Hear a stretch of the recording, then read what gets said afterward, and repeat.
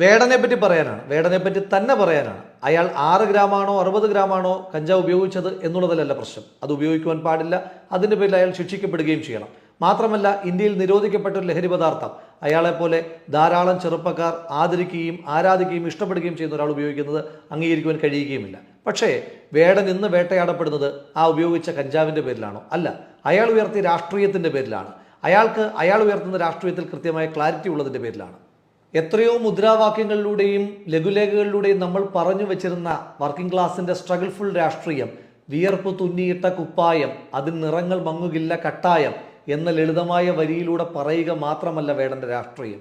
കഴിഞ്ഞ എത്രയോ പതിറ്റാണ്ട് കാലമായി അയ്യങ്കാളിയിലൂടെ, അംബേദ്കറിലൂടെ, ഇന്ത്യൻ ഭരണഘടനയിലൂടെ നമ്മൾ മുന്നോട്ട് വയ്ക്കുന്ന ജാതീയതയ്ക്കെതിരായിട്ടുള്ള ജാതിരാഹിത്യത്തിന്റെ, സമത്വത്തിന്റെ രാഷ്ട്രീയം, ഞാൻ പാണനല്ല, പറയനല്ല, പുലയനല്ല, നീ തമ്പുരാനുമല്ലെന്ന വരികളിലൂടെ, ഇനി കാലമില്ല, കാത്തിരിക്കാനാകുമില്ല, പുറത്തു പോകുവാൻ ക്ഷമയുമില്ല എന്ന വരികളിലൂടെ ആ ചെറുപ്പക്കാരൻ ഭംഗിയായി വരച്ചു കാട്ടുന്നത് ഈ സമൂഹത്തെ വല്ലാതെ സ്വാധീനിക്കുന്നുണ്ട്.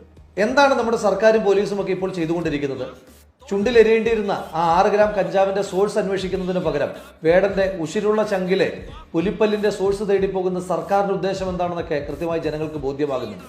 ലഹരിയുമായി ബന്ധപ്പെട്ട വയലൻസും ഒക്കെ എക്സ്ട്രീമായി അരങ്ങുവാടുന്ന കാലത്ത് സർക്കാർ ആകെ പ്രതിസന്ധിയിൽ നിൽക്കുമ്പോൾ ഇപ്പോൾ നടത്തിക്കൊണ്ടിരിക്കുന്നത് വെറും PR എക്സസൈസ് മാത്രമാണ്.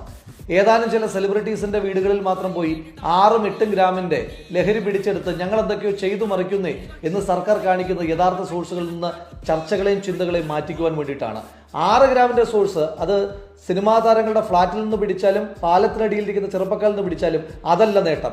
ആ 6 ഗ്രാമിന്റെയും 8 ഗ്രാമിന്റെയും 8 കിലോയുടെയും ഒക്കെ കഞ്ചാവും അതുപോലെ തന്നെ ഹൈബ്രിഡ് ആയിട്ടുള്ള സാധനങ്ങളും ഒക്കെ എങ്ങനെയാണ് കേരളത്തിലേക്ക് എത്തുന്നത് എന്നതിനെപ്പറ്റി ഇതുവരെ കണ്ടുപിടിക്കാനോ പ്രതിരോധിക്കുവാനോ സർക്കാർ കഴിഞ്ഞിട്ടില്ല. കഴിഞ്ഞ ദിവസമാണ് തിരുവനന്തപുരം നിശാഗന്ധിയിൽ 4000-ഓളം ആളുകൾ മാത്രം പങ്കെടുക്കേണ്ടുന്ന ഒരു പരിപാടിയിൽ 20,000-ഓളം ചെറുപ്പക്കാർ ഒഴുകിയെത്തിയത്.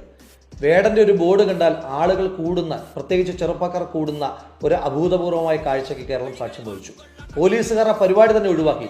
ഒന്ന് ആലോചിക്കണം, രാഷ്ട്രീയ സംഘടനകൾ, സാംസ്കാരിക സംഘടനകളൊക്കെ ഒരു പരിപാടി നടത്തിയാൽ പുതിയ തലമുറയിലെ ചെറുപ്പക്കാർ ഒത്തുകൂടാത്തിടത്താണ് പ്രതീക്ഷിച്ചതിൽ 4 ഇരട്ടി ആളുകൾ ആ ചെറുപ്പക്കാരന്റെ പരിപാടിക്ക് എത്തുന്നത് എന്നുണ്ടെങ്കിൽ പുതിയ തലമുറയെ അയാളിലേക്ക് ആകർഷിക്കുന്ന എന്തോ ഒന്നുണ്ട്.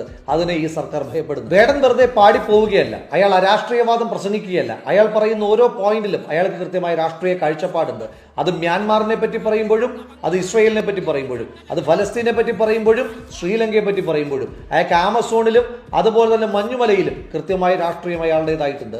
ആസിഫയെ പറ്റി പറയുമ്പോഴും അയൽ കുർദിയെ പറ്റി പറയുമ്പോഴും അയാൾക്ക് കൃത്യമായ രാഷ്ട്രീയ ബോധ്യങ്ങളുണ്ട്. മ്യാൻമാറിൽ ബുദ്ധൻ ആയുധമേന്തിച്ചുടി ചോരമോന്തി, ആമസോൺ വീരാ നിന്നൂടെ മാറുതുള